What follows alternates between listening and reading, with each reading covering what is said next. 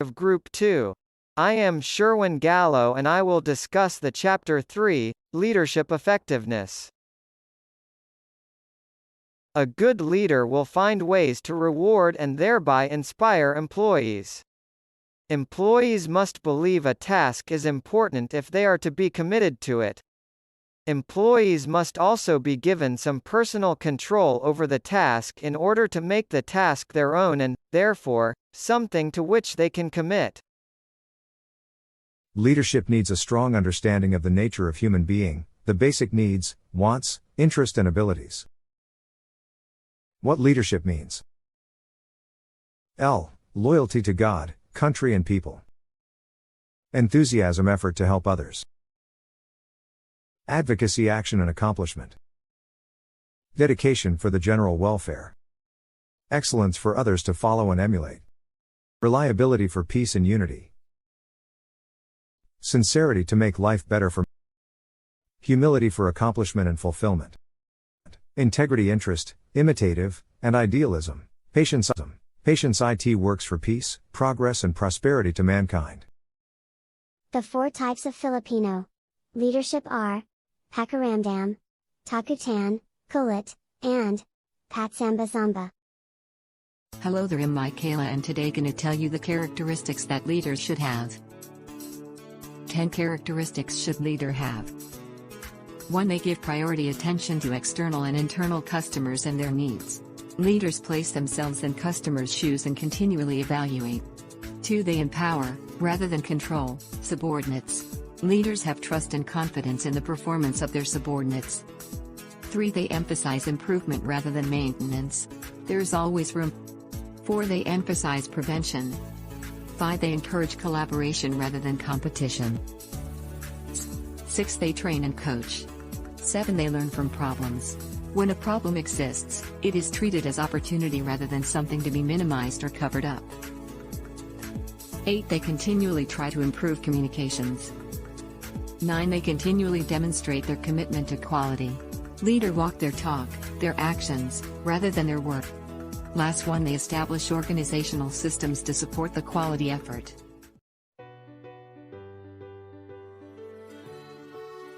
Oh hi everyone, it's Angelica here. We will explore what is strategic planning and its goals and objective. Let's proceed. What is strategic planning? To achieve your goals in the quickest possible way, you have to become strategic about them.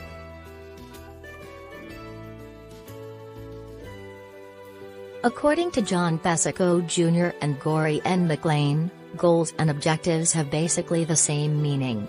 The similarities between the two are differentiated by using goals for long-term and objectives for short-term planning. 7 steps to strategic planning. There are 7 basic steps to strategic quality planning, according to John R. Dew. The process starts with the principle that quality and customer satisfaction are the center of an organization's future. It brings together all the key stakeholders. Step number 1. The first step to discover the future needs of the customers. Step number 2. The planners determine where the organization wants to be in relation to the customers. 3. The planners must take into their crystal balls to predict future conditions that will affect their product or service. Step number 4. This step requires the planners to identify the gaps between the current state and the future state. Step number 5. The plan can now be developed to close the gap by establishing goals and responsibilities. Step number 6. As the plan is developed, it must be aligned with the mission, vision, and core values of the organization. Step number 7. This last step is frequently the most difficult. Resources must be allocated to collecting data, designing changes and overcoming Strategic planning can be performed by any organization.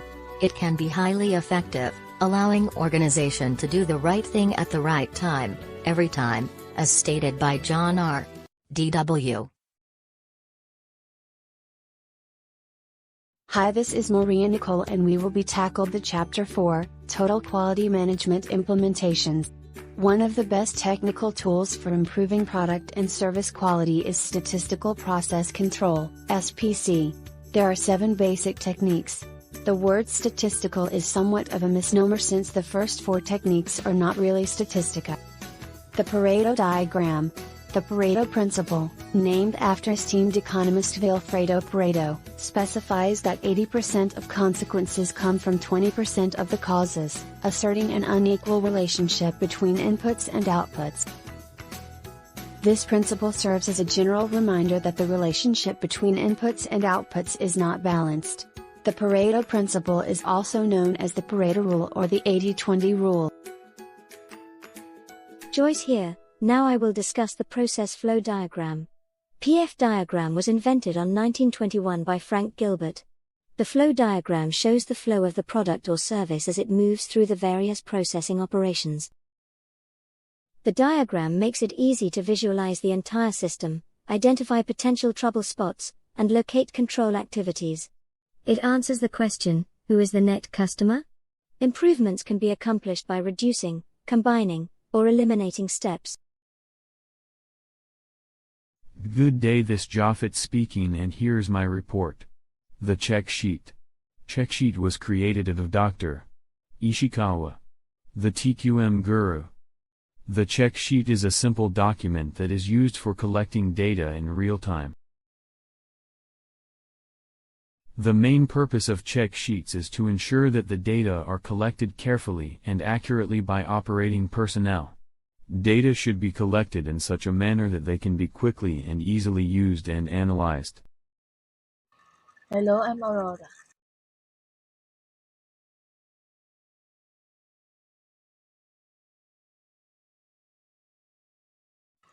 I'm going to discuss the scatter diagram and PDS cycle. So let's begin.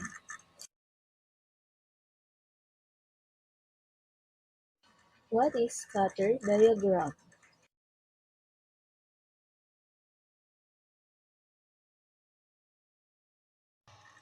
Scatter diagram is a graphical device that invented by John Herschel on 1833.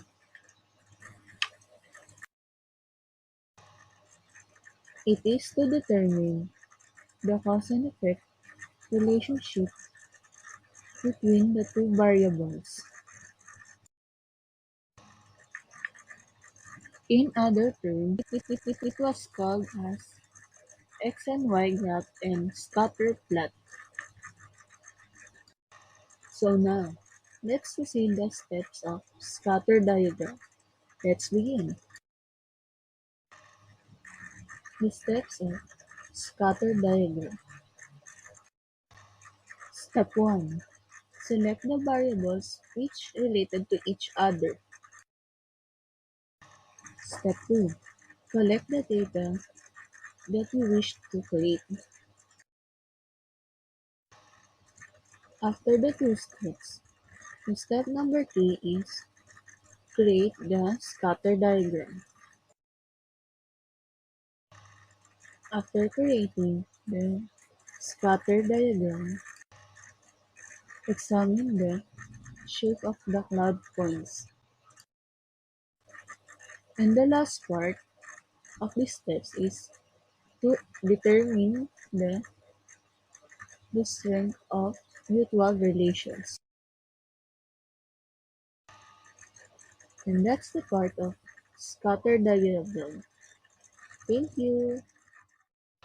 And now we're going to tackle the PDSA cycle. The 4 steps in PDSA cycle. Plan. During the planning step, the team determines what will be accomplished and outlines the current situation. Do. Once there's a hypothesis about potential changes that will lead to measurable improvement, testing can begin. Study. During this phase, the results of the experimental improvement are collected and compared against the expected results. Act. If the study confirms that an improvement that meets expectations has been achieved, the changed process becomes the baseline for the procedure.